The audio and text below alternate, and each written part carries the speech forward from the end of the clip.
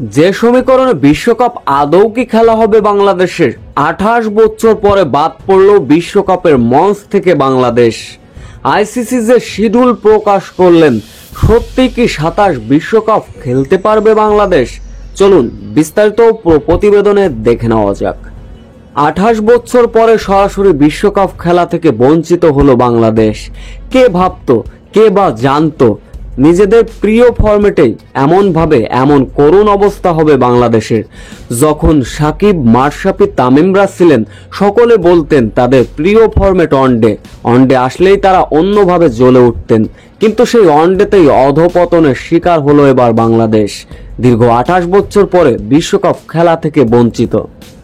আফগানিস্তানের বিপক্ষে দ্বিতীয় ওয়ানডেতে যেখানে আগে ব্যাটিং করতে নেমেছিল আফগানিস্তান, এই ম্যাচ জিততেই হবে যদি কিনা সরাসরি 27 ওয়ানডে বিশ্বকাপ খেলতে হয় বাংলাদেশের। 190 রানের ভিতর গুটিয়ে গিয়েছিল আফগানদের দল। বাংলাদেশের বোলিংটা যেখানে হয়েছিল দারুণ, উল্টো মুদ্রার ওপেট দেখলো বাংলাদেশ, ব্যাটিংয়ে ছিল ব্যাটিং বিপর্যয়ের গল্প। 28/3 বল মাত্র 114 রানে গুটিয়ে গিয়েছিল বাংলাদেশ। ব্যাস, এই হারের ফলে 2027 বিশ্বকাপ খেলতে হলে বাংলাদেশে পাড়ি দিতে হবে 7 সমুদ্র 13 নদী। যে সমীকরণে বিশ্বকাপ খেলা হতেও পারে, নাও হতেও পারে বাংলাদেশের। চলুন বিস্তারিত দেখে নেওয়া যাক।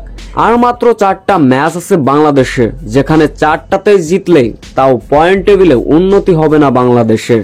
কেননা 2027 বিশ্বকাপ খেলতে হলে নিম্নতম বাংলাদেশের পয়েন্ট টেবিলে থাকতে হবে 8-এ অবস্থান। কিন্তু বাংলাদেশের 75 পয়েন্ট নিয়ে পয়েন্ট টেবিলে 10-এ অবস্থান বাংলাদেশের। আর বাংলাদেশের যে 4টা ম্যাচ আছে সামনে, সেই 4টা ম্যাচ জিতলেও সরাসরি খেলা অর্জন করবে না বাংলাদেশ। যার কারণে 2027 বিশ্বকাপ খেলতে হলে বাছাই পর্ব খেলা লাগবে বাংলাদেশের।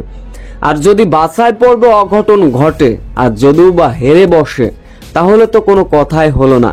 কোনো সমীকরণ ছাড়াই বিশ্বকাপ খেলা হবে না বাংলাদেশে। ঠিক এমনটাই শিডিউল প্রকাশ করে দিয়েছে আইসিসি।